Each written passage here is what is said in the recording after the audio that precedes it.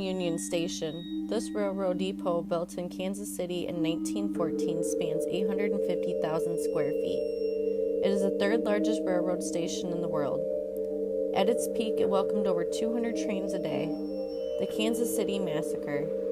It is said in 1933, a violent gun battle between federal agents, local police, and 3 high-profile gangsters resulted in the Union Station being haunted by one very tormented soul. It was a warm summer morning in June when Frank Nash stepped off a train wearing handcuffs. Federal Agent Lackey, Chief Reed, and Agent Smith accompanied Nash on the train. Nash had a long criminal record that had landed him in prison 3 times. In 1913, he was sentenced to a life term in Oklahoma. He spent 5 years at the state penitentiary at McAllister. He then was pardoned. 5 years later, in 1920, he was given a 25-year sentence for burglary and the use of explosives. Again, he was pardoned.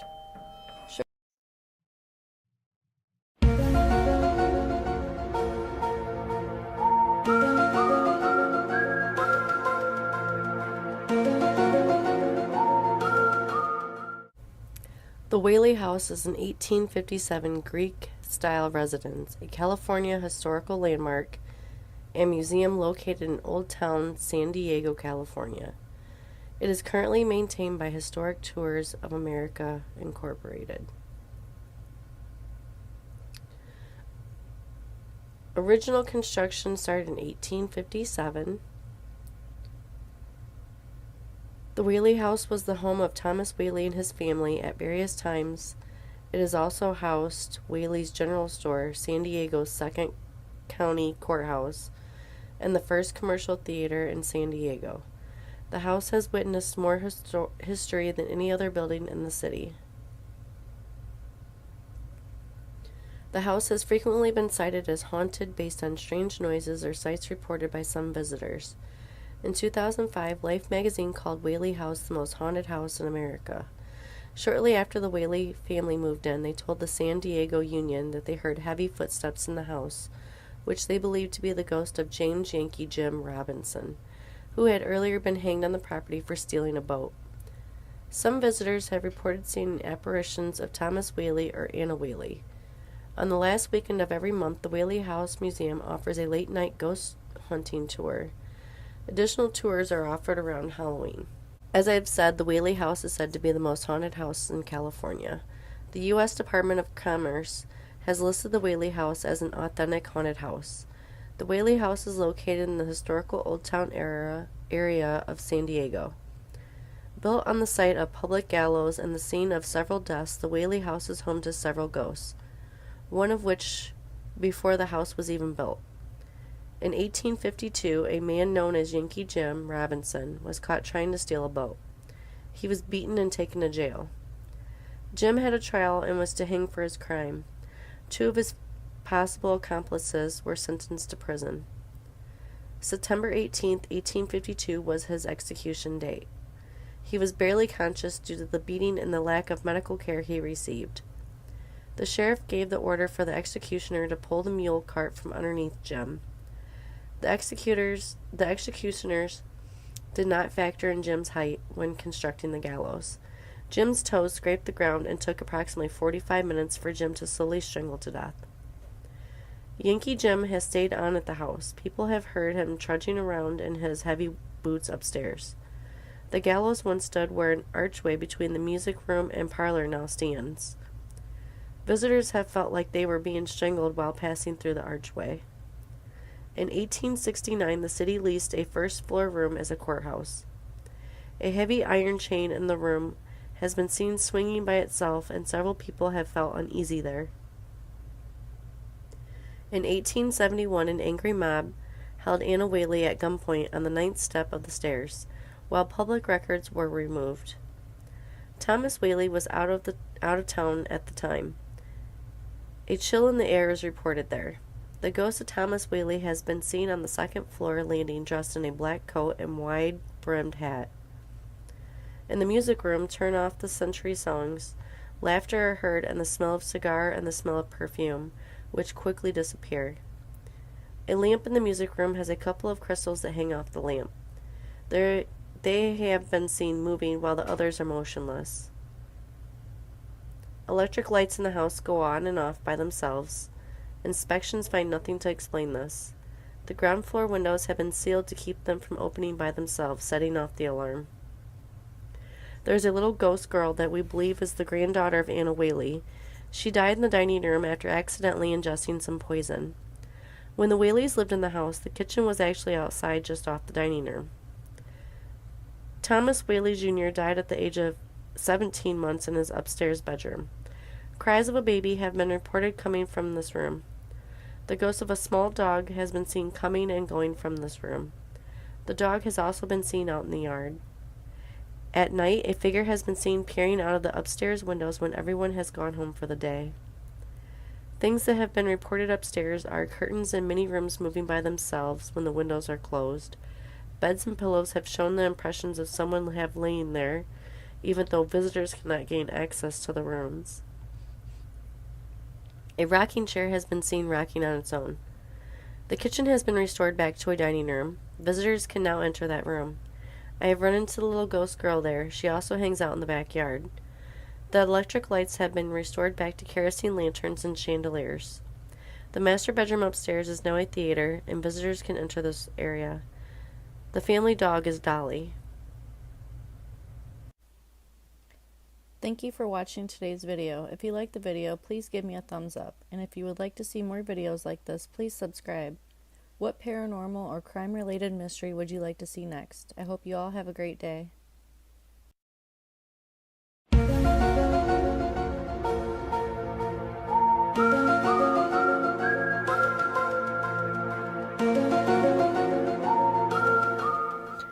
Hi everyone, I hope you're doing well. Today's video is on zombies. When I was on my little research trip, I honestly found all different kinds of information. I'm going to try to stick to where zombies actually came from, like the term and everything, which was from Haitian culture. Everyone knows the fictional zombies, but fewer know the facts about zombies. To many people, both in Haiti and elsewhere, zombies are very real.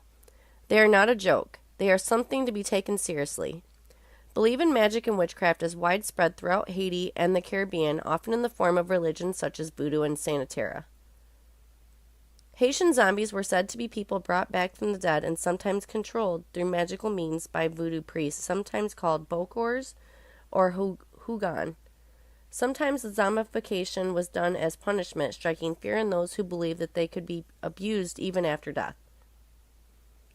But after the zombies were said to have been used as slave labor on farms and sugarcane plantations. In 1980, one mentally ill man even claimed to have been held captive as a zombie worker for 2 decades, though he could not lead investigators to where he had worked, and his story was never verified. For decades, Westerners considered zombies little more than fictional movie monsters, but that assumption was questioned in the 1980s when a scientist named Wade Davis claimed to have found a powder that could create zombies, thus providing a scientific basis for zombie stories. Davis didn't believe in voodoo magic, but he did believe that he had found something that could poison victims into a zombie-like state. A powerful neurotoxin called tetrodotoxin, which can be found in several animals, including pufferfish. He claimed to have infiltrated secret societies of Bokors and obtained several samples of the zombie-making powder, which were later chemically analyzed. Davis wrote a book on the topic, The Serpent and the Rainbow, which was later made into a horror film. For a while, Davis was widely touted as the man who had scientifically solved the mystery of zombies.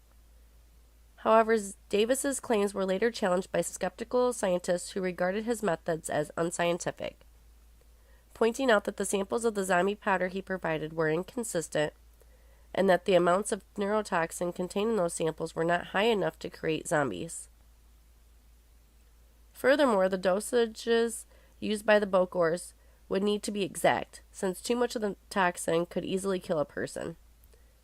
Others pointed out nobody had ever found any of the many supposed plantations filled with zombie laborers on the small island country. In a second book, Passage of Darkness, The Ethnobiology of the Haitian Zombie, Davis acknowledged problems with his theories and refuted some of the more sensational claims attributed to him. Still, he insisted the Haitian belief in zombies could be based on the admittedly rare cases where a person was poisoned by tetrodotoxin and later revived inside the coffin and taken from the grave. Furthermore, he added, there was much more to the zombie phenomenon than simply the powder. It was only one part of a deep-rooted socio-cultural belief in the power of witchcraft. In Haitian culture, voodoo priests do much more than create zombies. They are said to bring both blessings and curses through magic. Thus, the stories of the real-life Haitian zombies arose like a corpse from the grave, and eventually fell like a zombie shot in the head. Though zombies remain a myth in real life, there are more than enough of the fictional ones to satisfy the gore hounds and zombie fans for ages to come. Thank you for watching today's video. If you liked the video, please give me a thumbs up. And if you would like to see more videos like this, please subscribe. What paranormal or crime-related mystery would you like to see next? I hope you all have a great day.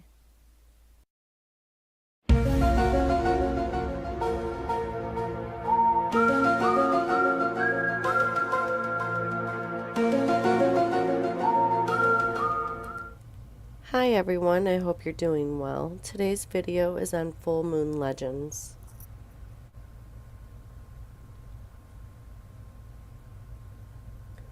Earthlings have entertained many theories about the moon throughout history. Full moons make you crazy. Since ancient times, full moons have been associated with odd or insane behavior, including sleepwalking, suicide, illegal activity, fits of violence, and of course, transforming into werewolves. Indeed, the words lunacy and lunatic come from the Roman goddess of the moon, Luna, who was said to ride her silver chariot across the sky each night. For thousands of years, doctors and mental health professionals believed in a strong connection between mania and the moon. Hippocrates, considered the father of modern medicine, wrote in the 5th century BC that one who is seized with terror, fright, and madness during the night is being visited by the goddess of the moon. In 18th century England, people on trial for murder could campaign for a lighter sentence on grounds of lunacy if the crime occurred during a full moon. Meanwhile, psychiatric patients at London's Bethlehem Hospital were shackled and flogged as a preventative measure during certain lunar phases. Even today, despite studies discrediting the hypothesis, some people think full moons make everyone a little loony. Aliens inhabit the moon. In the 1820s, the Bavarian astronomer Franz von Paula Gruithuisen claimed to have glimpsed entire cities on the moon with his telescope. He wrote that the Lunarians who lived there had built sophisticated buildings, roads, and forts. Most of his colleagues scoffed at his assertion, but he eventually got a small lunar crater named after him. Sir William Herschel, a prominent British astronomer and composer, also thought aliens lived on the moon and made regular observations about the progress of their construction projects. In 1835, when the New York Sun published a series of fraudulent articles about the supposed existence of life on the moon, pulling off the so-called Great Moon hoax. It falsely credited Herschel's son John, a famous astronomer in his own right, with the shocking discovery. The moon controls fertility. Perhaps because the menstrual and lunar cycles are similar in length, many early civilians believed that the moon determined when women could become pregnant. This could explain why female moon deities, from the Chinese goddess Chang'e to Mami Kiya of the Incas, figure so prominently in mythologies from around the world.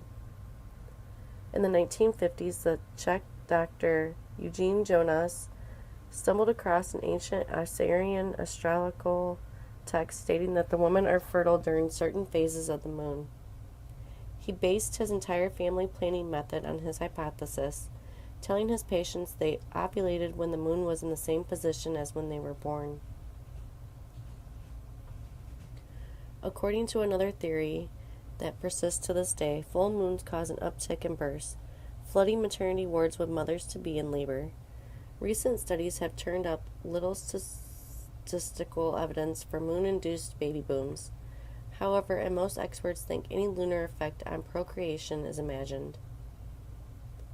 The moon is a hollow spacecraft. Several science fiction books of the early 20th century, including H.G. Wells' The First Men in the Moon, take place within a hollow moon inhabited by aliens. In 1970, two Soviet scientists took this seemingly whimsical premise a step further, proposing that the moon is actually a shell-like alien spacecraft built by extraterrestrials with superior technology and intelligence. According to astronomers, the moon, though admittedly enigmatic as far as celestial bodies go, couldn't maintain its mass and gravitational field if it lacked a dense core. We never really went to the moon. Despite overwhelming evidence to the contrary, some people believe that the Apollo moon landings were faked by NASA, which used doctored photos, staged videos, and other ploys to dupe the public. Proponents of these hoax claims argue that technology was not advanced enough for astronauts to reach the moon and return home safely. They also point to ostensible signs of stereo trickery, including the fact that the American flag planted by the Apollo 11 crew and the lunar surface appeared to flutter in the vacuum of space. In 2002, retired astronaut Buzz Aldrin, who became the second person to walk on the moon in 1969, grew so exasperated with conspiracy theorists' accusations that he punched him in the face. The space pioneer was not prosecuted. I am actually going to do a video about the moon landing being faked later on, so we'll get more in depth about that later. The Nazis had a base on the moon. After World War II, rumors circulated that German astronauts had traveled to the moon and established a top-secret facility there. Some even speculated that Adolf Hitler faked his own death, fled the planet, and lived out the rest of his days in an underground lunar hideout. Connections were also drawn between flying saucer sightings, including the famous incident near Roswell, New Mexico in 1947, with the Nazis' alleged UFO development program. These theories form the basis of the science fiction novel Rocket Ship Galileo, published by Robert A. Heinlein in 1947. A rabbit dwells on the moon. Intriguingly, legends from various traditions around the world, including Buddhism, and Native American folklore, recount the tale of a rabbit that lives on the moon. This shared myth may reflect common interpretations of markings on the lunar surface, an alternate take on the fabled man in the moon. Shortly before Apollo 11 landed on the moon in 1969, Mission Control in Houston jokingly referred to the Chinese version of the story, telling the spaceship's crew among the large headlines concerning Apollo this morning, "There's one asking that you watch for a lovely girl with a big rabbit." Command Module pilot Michael Collins replied, "Okay, we'll keep a close eye out for the bunny girl." Thank you for watching today's video. If you liked the video, please give me a thumbs up. And if you would like to see more videos like this, please subscribe. What paranormal or crime-related mystery would you like to see next? I hope you all have a great day.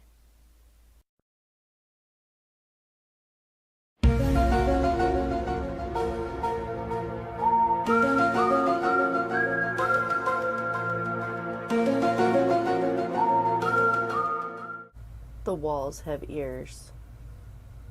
She woke up with a start. What woke her? She wasn't having a bad dream. Did she hear something? There. What is that? It sounds like knocking. Where is it coming from? It's not from the front door. It sounds too close. Wait. It's coming from inside the wall. Daniel LaPlante was born in 1970 in Townsend, Massachusetts. It is a small town that is only an hour away from Boston. It was founded in 1676 and is proud of its long history.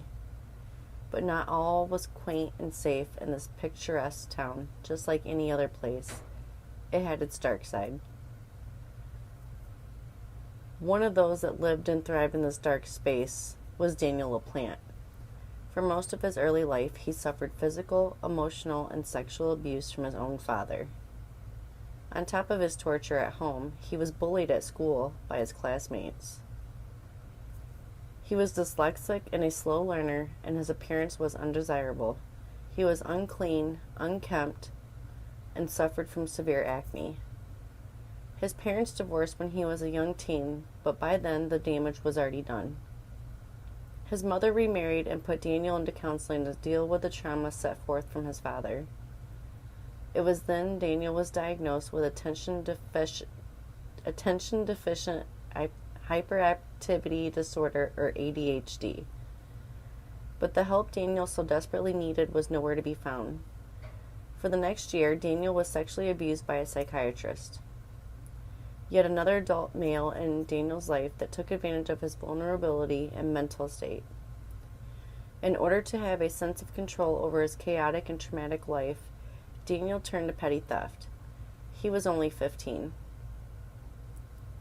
Most nights he would scout around town and break into homes. He started out by stealing small valuables, things that wouldn't be missed or immediately noticed. But he soon grew bored and needed more excitement. He grew bolder and discovered that he enjoyed playing with his victims.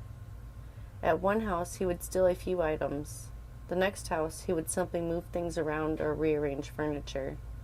And at others, he would steal things and then replace them with random items he brought himself. It was a game, and he won every time. But one house and one family piqued his interest to a frightening level.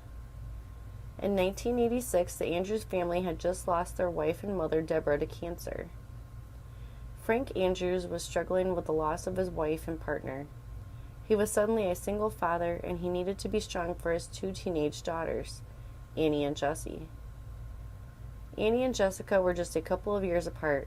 They weren't just sisters, they were best friends. Frank worked long hours as a bus driver, mostly nights. This left Annie and Jessica on their own. They were good girls and followed the rules. They were responsible and looked out for each other. Not long after moving into their new house, 15-year-old Annie met a boy.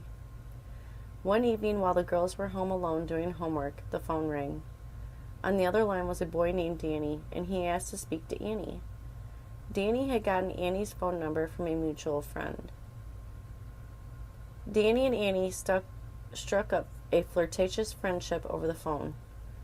Every night for a couple of weeks, Danny would call Annie, and they would talk for hours. But they went to different schools. They had never met in person before. Danny described himself as tall and attractive. He claimed he was popular at his high school and captain of the football team. Annie was smitten, and she couldn't wait to meet him. It had been a rough couple of months dealing with the death of her mother. She hadn't smiled in so long, but now she couldn't stop. One night, Danny finally asked Annie out on a date, a real date. He wanted to take her to an ice cream shop and then the movies.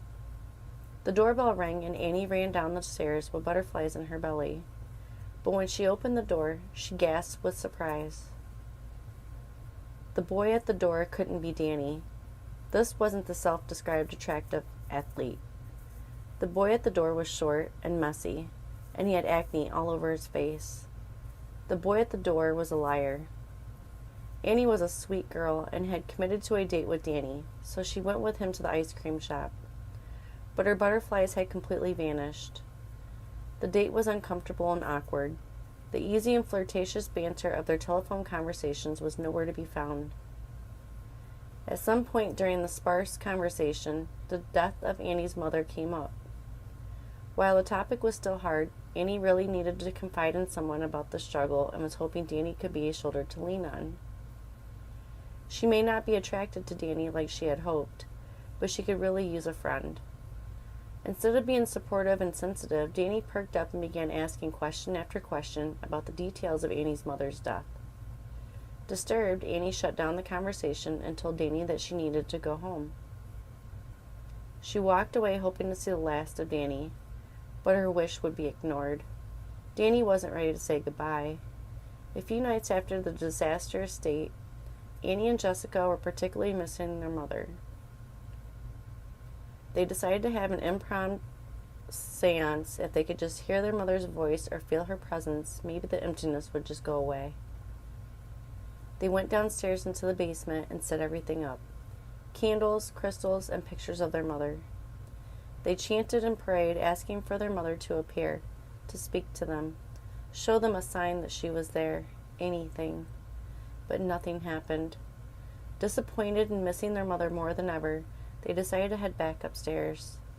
But not before their father came down and caught them. He made the girls promise not to do anything that foolish again. Their mother was gone and nothing would bring her back. A few nights later, while their father was at work, the girls were doing their homework while watching TV. All of a sudden, they heard knocking, but it wasn't from the front door or the back door. Where was it coming from? They listened and waited. Knock, knock, knock. It seemed to be coming from the house itself. It had to be their mom. The seance worked. The knocking stopped after a while, and the girls went to bed with smiles on their faces. Their mom was close by. The knocking continued for several nights. Annie and Jessica hadn't mentioned anything to their father. He didn't believe in such nonsense, and he wanted them to start moving on and dealing with their mother's death. Like clockwork, the knocking happened every night as the girls tucked themselves into bed. But one night, the knocking was different. It was more of a pounding, an incessant, disruptive pounding that wouldn't end. It happened all night until their father came home. The girls were terrified. It had been so loud in the deafening quiet of the night. That wasn't their mother. That was something else. Something sinister. Did they bring back an evil spirit? Did they invite it into their home? The pounding continued for a few more nights, and it came from all over the house. In the dark of the night, the pounding and banging was terrifying and wouldn't stop. The girls finally confessed to their father about the seance. They told him about the knocking and how at first they believed it was their mother. He didn't believe them. He thought they wanted attention. He empathetically told Annie and Jessica that there was no such thing as ghosts or seances, and their mother was never coming back. Frank never heard the banging, and so he refused to believe the girls. He told them it was just the old house settling. The banging continued at all hours of the night and day, but only when Frank was at work. And now other strange things were happening. Banging on pipes, doors being slammed, lights turning on and off, items being moved around and found in odd places. Fed up, the girls went through the house to investigate. While they were in the basement, they came across a terrifying scene. Scribbled on the wall in red writing, "I'm in your room, come find me." They ran upstairs and called their father. Their father rushed home, and upon finding the message, he called the police. When the police investigated, they couldn't find anyone in the house, but they found the words on the wall were written with ketchup. Frank believed his daughters pulled a prank for attention. He scolded and grounded them. A few weeks went by with nothing but quiet. No banging, no creepy messages. The girls wondered if the evil spirit had finally left. Until one night, while watching a movie, the knocking started again.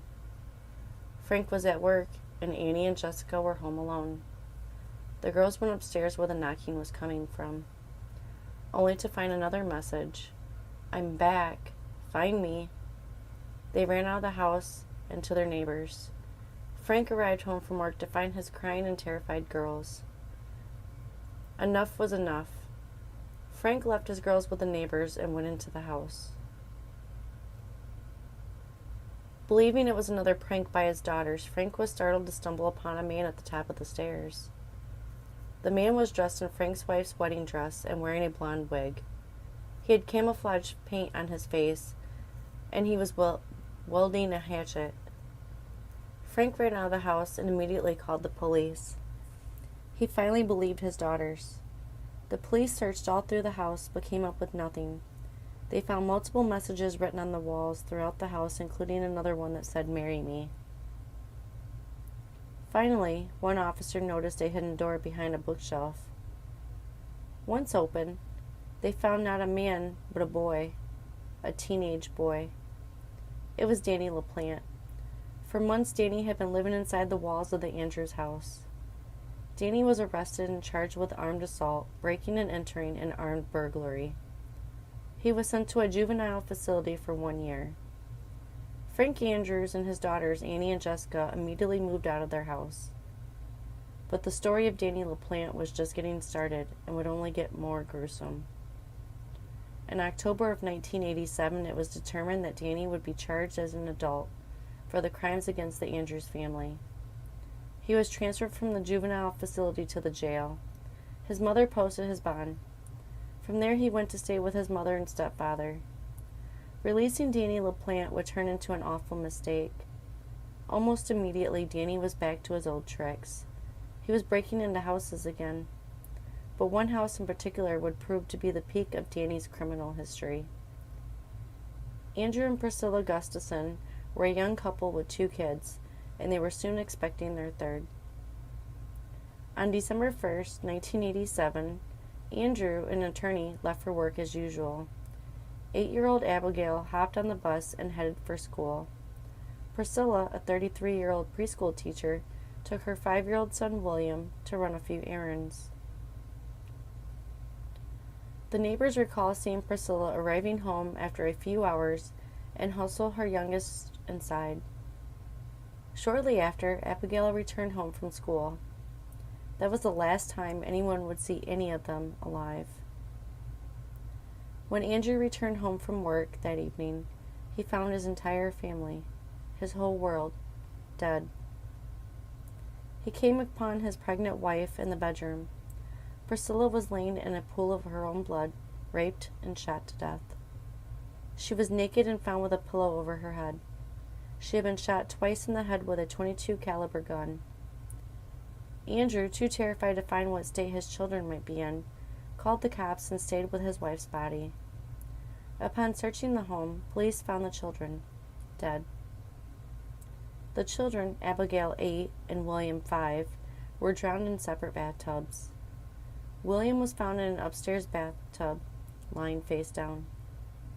Abigail was found in a downstairs bathtub, and in addition to the drowning, was found with blunt force trauma to her head. She also had marks around her neck.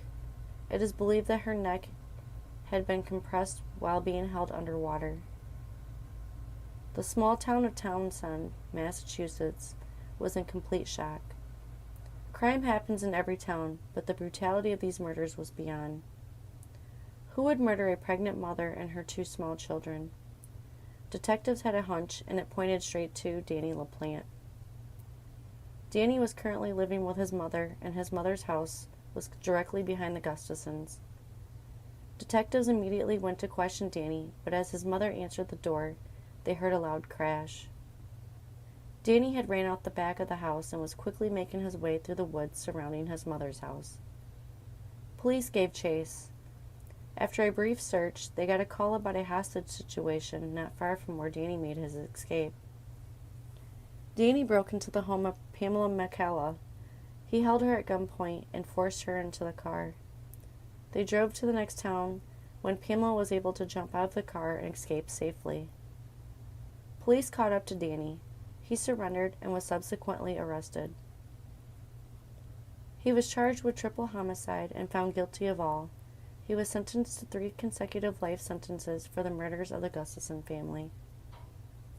In 2017, Danny's attorneys filed an appeal for resentencing due to previous court cases that ruled a juvenile convicted of murder should be given an opportunity to re-engage into society.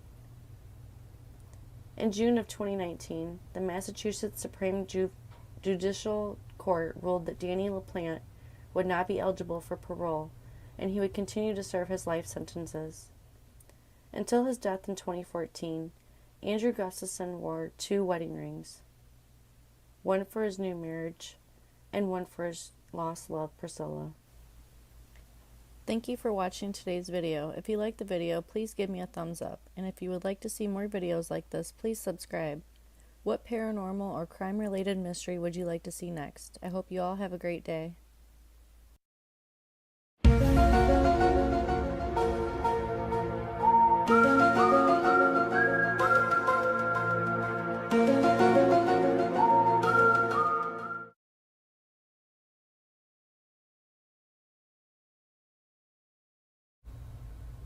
February 14, 1929.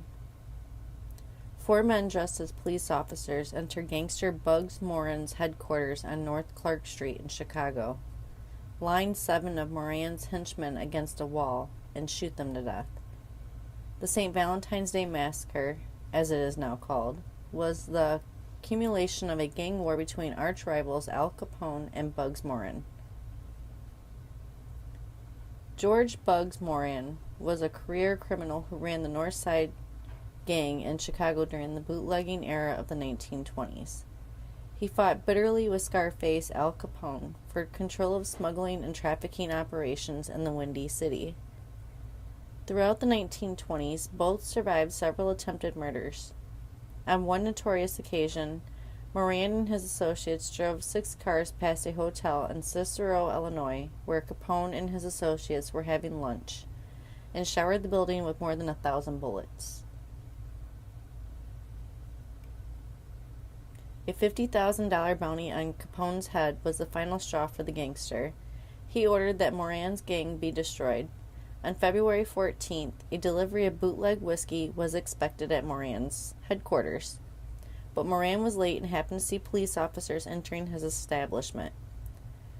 Moran waited outside, thinking that his gunmen inside were being arrested in a raid. However, the disguised assassins were actually killing the 7 men inside. The murdered men included Moran's best killers, Frank and Pete Goosenberg. Reportedly, Frank was still alive when real officers appeared on the scene. When asked who had shot him, the mortally wounded Goosenberg kept his code of silence, responding, "Nobody shot me." The St. Valentine's Day Massacre actually proved to be the last confrontation for both Capone and Moran. Capone was jailed in 1931, and Moran lost so many important men that he could no longer control his territory. On the 7th anniversary of the massacre, Jack McGurn, one of the Valentine's Day hitmen, was killed in a crowded bowling alley with a burst of machine gun fire. McGurn's killer remains unidentified, but was likely Moran, though he was never charged with the murder. Moran was relegated to a small-time robberies until he was sent to jail in 1946. He died in Leavenworth Federal Prison in 1957 of lung cancer. Thank you for watching today's video. If you liked the video, please give me a thumbs up. And if you would like to see more videos like this, please subscribe. What paranormal or crime-related mystery would you like to see next? I hope you all have a great day.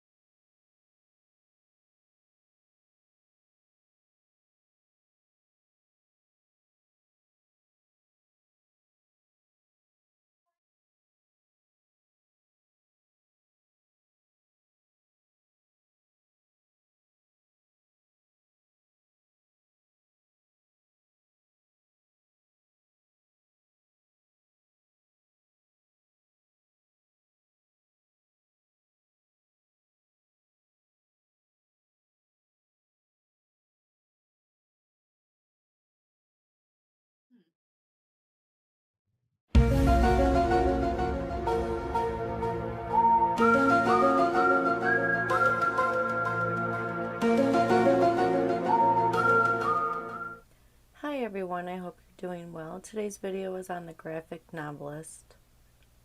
Olga Kasana was panicked. She hadn't heard from her daughter Lana in 2 days, even after dozens of texts, calls, and emails. Lana Kasana was a beautiful, dark-haired Ukrainian model who had given birth to a baby girl just 3 weeks ago. Olga had come to Los Angeles from her home in Ukraine to help her daughter care for the new baby. She was babysitting when Lana suddenly stopped responding. When she couldn't get a hold of Lana, Olga asked police to perform a welfare check at the apartment Lana shared with her boyfriend, a graphic novelist and trust funder named Blake LaBelle. LaBelle was 35, was the son of a wealthy Canadian real estate developer. He lived in Los Angeles on an $18,000 a month allowance from his parents before inheriting millions after his mother's death.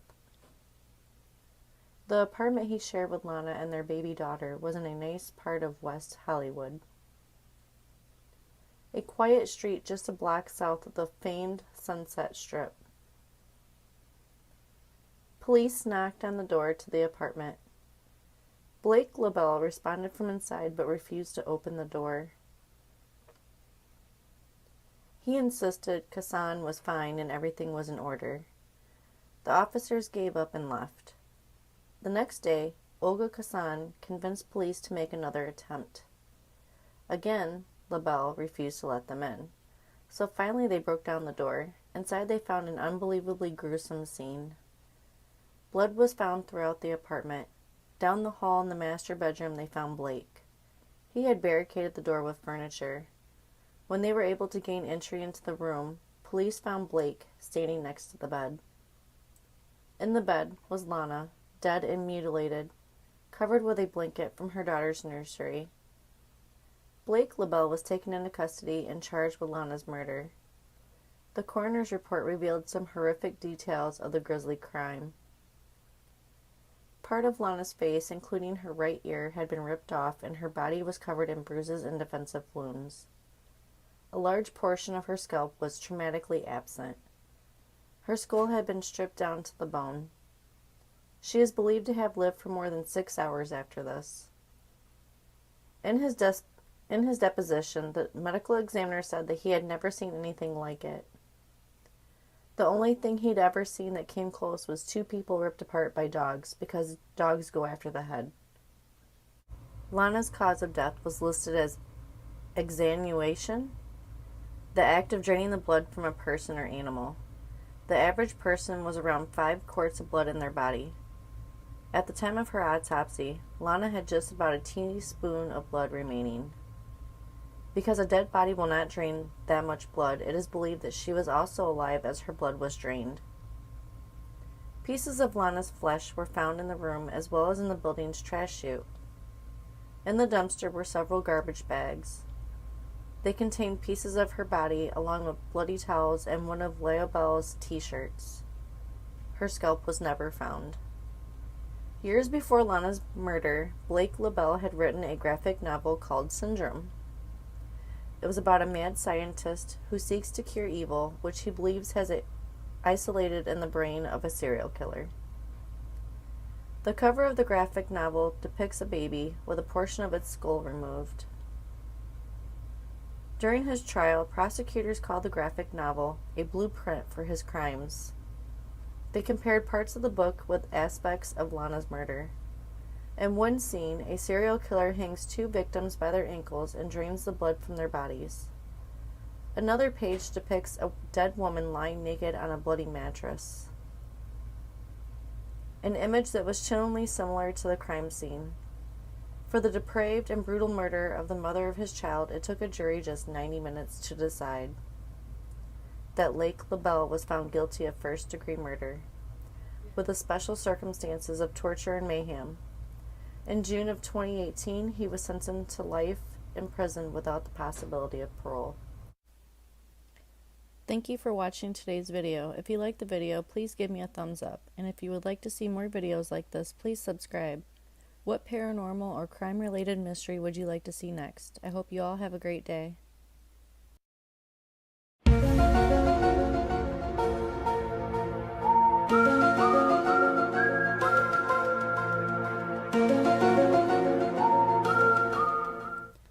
everyone. I hope you're doing well. Today's video is on the MLK conspiracy. This is the third time I'm trying to upload this particular video. Hopefully I don't get no copyright strikes, and hopefully everything goes well with this one. I hope you guys enjoy it. Martin Luther King Jr. was assassinated in Memphis, Tennessee on April 4th, 1968, an event that sent shockwaves reverberating around the world. A Baptist minister and founder of the Southern Christian Leadership Conference, the SCLC, King had led the civil rights movement since the mid-1950s, using a combination of impassioned speeches and nonviolent protests to fight segregation and achieve significant civil rights advances for African Americans. His assassination led to an outpouring of anger among Black Americans, as well as a period of national mourning that helped speed the way for an equal housing bill that would be the last significant legislative achievement of the civil rights era. In the last years of his life, Dr. King faced mounting criticism from young African American activists who favored a more confrontational approach to seeking change. These young radicals struck closer to the ideals of the Black nationalist leader Malcolm X, himself assassinated in 1965, who had condemned King's advocacy of nonviolence as criminal in the face of the continuing repression suffered by African Americans. As a result of this opposition, King sought to widen his appeal beyond his own race, speaking out publicly against the Vietnam War and working to form a coalition of poor Americans, Black and white alike, to address such issues as poverty and unemployment. Did you know among the witnesses at King's assassination was Jesse Jackson, one of his closest aides? Ordained as a minister soon after King's death, Jackson went on to form Operation Push, People United to Save Humanity, and to run twice for U.S. President in 1984 and 1988. In the spring of 1968, while preparing for a planned march to Washington to lobby Congress on behalf of the poor, King and other SCLC members were called to Memphis, Tennessee, to support a sanitation workers' strike. On the night of April 3rd, King gave a speech at the Mason Temple Church in Memphis.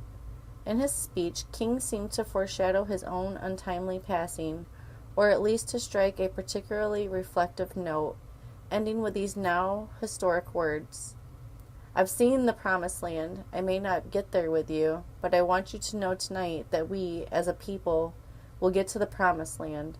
And I'm happy tonight. I'm not worried about anything. I'm not fearing any man. Mine eyes have seen the glory of the coming of the Lord." In fact, King had already survived an assassination attempt in the shoe section of a Harlem department store on September 20th, 1958. The incident only affirmed his belief in nonviolence. At 6:05 the following day, King was standing on the second-floor balcony of the Lorraine Motel in Memphis, where he and his associates were staying, when a sniper's bullet struck him in the neck. He was rushed to a hospital where he was pronounced dead about an hour later, at the age of 39. Oh, wow. I'm 39. So, shock and distress over the news of King's death sparked rioting in more than 100 cities around the country, including burning and looting. Amid a wave of national mourning, President Lyndon B. Johnson urged Americans to reject the blind violence that had killed King, whom he called the apostle of nonviolence. He also called on Congress to speedily pass the civil rights legislation then entering the House of Representatives for debate, calling it a fitting legacy to King and his life's work. On April 11th, Johnson signed the Fair Housing Act, a major piece of civil rights legislation that prohibited discrimination concerning the sale, rental, and financing of housing based on race, religion, national origin, or sex. It is considered an important follow-up to the Civil Rights Act of 1964. On June 8th, authorities apprehended the suspect in King's murder a small-time criminal named James Earl Ray, at London's Heathrow Airport. Witnesses had seen him running from a boarding house near the Lorraine Motel carrying a bundle. Prosecutors said he fired the fatal bullet from a bathroom in that building. Authorities found Ray's fingerprints on the rifle used to kill King, a scope, and a pair of binoculars. On March 10, 1969, Ray pleaded guilty to King's murder and was sentenced to 99 years in prison. No testimony was heard in his trial. Shortly afterwards, however, Ray recanted his confession, claiming he was the victim of a conspiracy. The House Select Committee on Assassinations, who also investigated the assassination of JFK, maintained that Ray's shot killed King. Ray later found sympathy in an unlikely place. Members of King's family, including his son Dexter, who publicly met with Ray in 1977 and began arguing for a reopening of his case. Though the U.S. government conducted several investigations into the trial, each time confirming Ray's guilt as the sole assassin, controversy still surrounds the assassination. At the time of Ray's death in 1998, King's widow, Coretta Scott King, who in the weeks after her husband's death had courageously continued the campaign to aid the striking Memphis sanitation workers and carried on his mission of social change through nonviolent means, publicly lamented that America will never have the benefit of Mr. Ray's trial, which would have produced new revelations about the assassination, as well as established the facts concerning Mr. Ray's innocence. Though black and white people alike mourned King's passing, the killing in some ways served to widen the rift between black and white Americans, as many black people saw King's assassination as a rejection of their vigorous pursuit of equality through the nonviolent resistance he had championed. His murder, like the killing of Malcolm X in 1965, radicalized many moderate African American activists, fueling the growth of the Black Power movement and the Black Panther Party in the late 1960s and early 1970s. King has remained the most widely known African American leader of his era and the most public face of the civil rights movement, along with his most eloquent voice. A campaign to establish a national holiday in his honor began almost immediately after his death, and its proponents overcame significant opposition. Critics pointed to FBI surveillance files suggesting King's adultery and his influence by communists before President Ronald Reagan signed the King holiday bill into law in 1983. After the assassination, King's family did not trust the findings of the FBI, which had harassed the civil rights leader while he was alive. For some 50 years, the federal government has maintained that James Earl Ray was the gunman who assassinated King that day. But within Martin Luther King's family, there remains a persistent belief that Ray is innocent and was set up to take the fall. FBI investigators at the time traced the shot to a rooming house across the street, and witnesses directed them to a large bundle dropped on the sidewalk after the shooting. It contained a pair of binoculars, a newspaper with a story about King staying at the Lorraine Motel, and a .30-06 Remington Game Master that had fired one shot. All three bore the fingerprints of an escaped convict named James Earl Ray. Ray, a white supporter of segregationist George Wallace, was a career criminal who'd been convicted at least 4 separate times for robbing a cafe, a taxi, a post office, and a grocery store. A year before, he'd escaped from Missouri State Penitentiary while serving a 20-year sentence and was on the lam at the time. King was shot. An international manhunt led to his capture in June 1968 at Heathrow Airport in London, where he was caught carrying 2 fake Canadian passports. Ray confessed to the crime on March 10, 1969, and received a 99-year prison sentence, which increased to a 100-year sentence after he briefly escaped in 1977. But within a few days of confessing, Ray began to claim his innocence, arguing that he had been set up by a man he knew only as Raoul. It was Raoul, Ray said, who had directed him to buy the gun and the binoculars and rent the room across the street from the motel. Ray said he wasn't in the room when King was shot, but he was unable to consistently explain where he had been or keep other important details in his story straight. Over several decades, federal investigators have routinely concluded that Raul didn't exist. This doesn't mean that Ray couldn't have received assistance. Some people have trouble, for example, believing Ray had arranged his international escape all by himself, since he had a track record of getting caught for more minor crimes. When authorities caught him in London, he'd been planning to travel to Rhodesia, a former African state ruled by a white minority in present-day Zimbabwe. But even if Ray had help, the evidence strongly pointed to him pulling the trigger. Ray's fingerprints were the only ones found on the gun, and there were no witnesses who had seen him with Raul during the 9 months they supposedly knew each other. Ray's description of Raul also changed a few times. It's not clear when Coretta Scott King, widow of King, began to believe in Ray's innocence, but almost immediately after her husband's assassination, she suspected that the FBI, which had investigated the murder, was involved in it. There is abundant evidence of a major high-level conspiracy in the assassination of my husband, Martin Luther King, Jr., Coretta King said at a press conference in 1999, according to the King Center.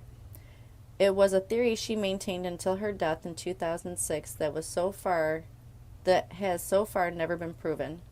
Yet given the way the Bureau had treated her and her family, her suspicion of the FBI and its conclusions about her husband's killer came from a very reasonable place, says John McMillan, a history professor at Georgia State University.